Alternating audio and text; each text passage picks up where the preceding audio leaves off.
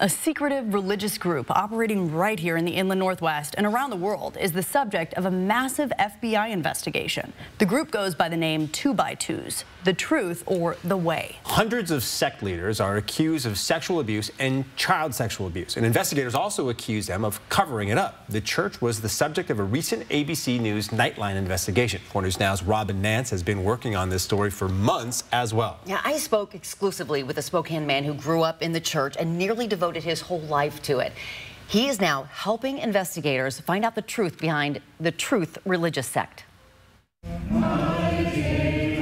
I've been part of a church for 4 generations of my family. Bo Cook's parents raised him and his brothers in the strict religious movement known by a number of names: the Truth, the Way, the Church with No Name, or the 2x2s. No drinking, no dancing, no smoking, of course, no premarital sex, no going to movies, no TV in your house. He says many of the followers have loosened up on the rules a bit, but not the core values. First and foremost, they believe in a literal description of Matthew 10, where the ministers go out in pairs. That's the name 2x2s. But they believe in a very strange theology that says, in order for you, any human being, to get to heaven, you have to hear the gospel preached by one of their ministers. Those ministers are called workers. They get no formal theology training. They pledge a life of celibacy and give up personal belongings. No cars, no homes. They travel within their assigned communities, staying in homes of elders and church members who call themselves friends. Above the workers is a small group of senior male overseers who have oversight of a specific geographic region like Washington, North Idaho, and Alaska. It was the death of an Oregon overseer that put this secretive church in the spotlight. One of their leaders that was found dead in a hotel room, his name was Dean Brewer, with evidence on his laptop and his iPhone of rape of children and women and other violence. We really opened the hotline for Dean Brewer victims, and then it just exploded, and it has not stopped. Cynthia Lyles and her team have been investigating this case since the fall of 2022. Like Bo, Cynthia grew up in the 2x2 church, but had no idea of the pervasiveness of abuse by workers.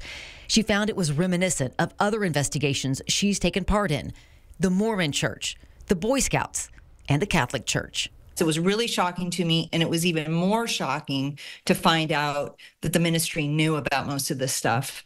They knew about it, they've covered it up, and it's pretty horrendous. As of today, Cynthia says her hotline has helped identify more than 900 alleged abusers. In this church, the ministers stay in people's homes, so the access is there. It's 100% access. And the trust of the ministry is implicit. Like, nobody questions. The FBI is now questioning the ministry and wants to hear from survivors. In February, it issued this rare notice seeking victim information about the 2x2 church.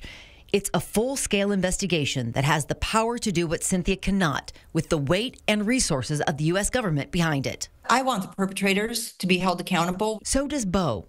He was preparing to enter the ministry, dedicating his life to it at 18 years old when a worker assaulted him.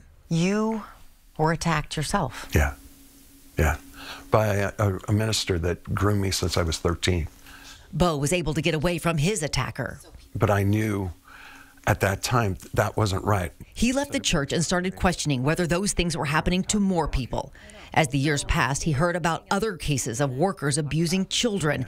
And when he saw Cynthia's advocates for the Truth Hotline and the FBI's, he reached out. Worship how you worship. I'm not attacking the church.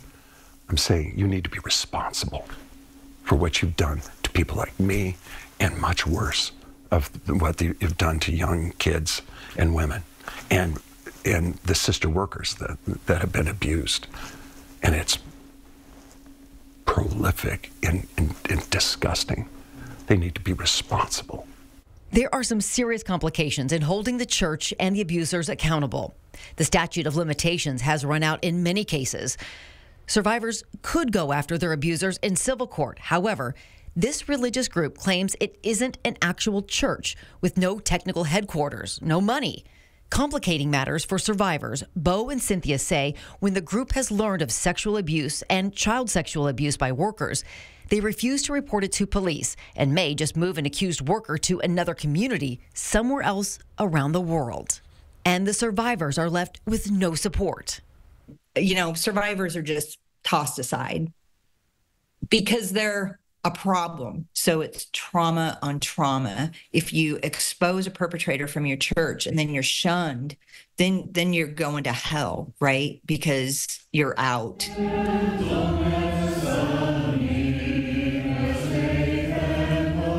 I recorded that song with Childlike Trust being sung at a 2x2 prayer service. I attended one of those meetings in late June here at the Hive in East Spokane. And as I sat there, it was surreal. I kept thinking about the trust that the friends or the worshipers put in the workers who they allow to stay in their homes and the overseers who are in charge of them. Some of the same people accused of heinous acts or of knowing about them. Daryl Dolan, who oversees workers in Washington, Idaho, and Alaska, has not responded to my requests for an interview, but he did send me the following text. We actively address all abuse allegations involving participants in our fellowship. Our paramount concern is that victims receive the professional help that they need. We take all allegations of abuse seriously, strongly recommend mandated reporter training to all, and encourage everyone to report issues to the proper legal authorities as soon as possible. I followed up by asking if anyone from the church has actually reported suspected abuse to authorities. He did not respond. And these people are ignoring professionals' advice and treating perpetrators with kid gloves and ignoring survivors. And that just can't go on. That has to stop.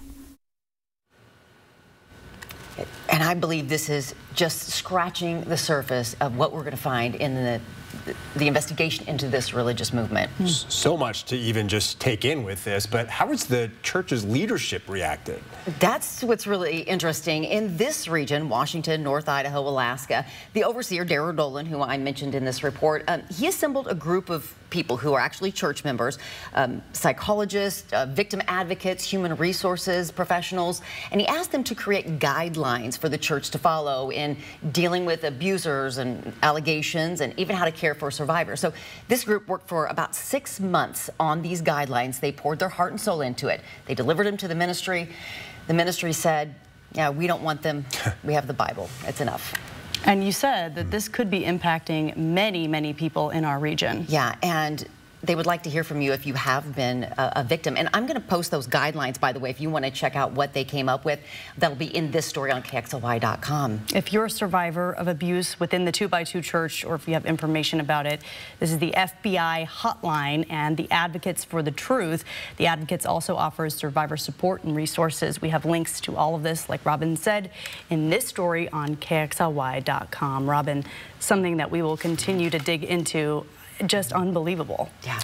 And you can also watch Nightline's investigative piece on the 2x2 Church on Hulu. It's called Impact by Nightline, The Secrets of the 2x2 Church.